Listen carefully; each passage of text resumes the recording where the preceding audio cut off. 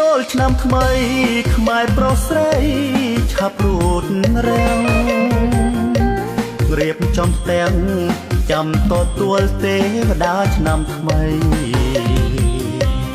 អ្នកស្រុកស្រែអ្នកទីក្រុងកំបងអងអីចូលឆ្នាំ3ថ្ងៃយ៉ាងជួបជុំគ្នាសូមជូនពរជ័យបប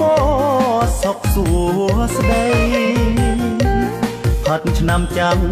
ផ្លាស់ឆ្នាំថ្មីគ្មានភ័យរគា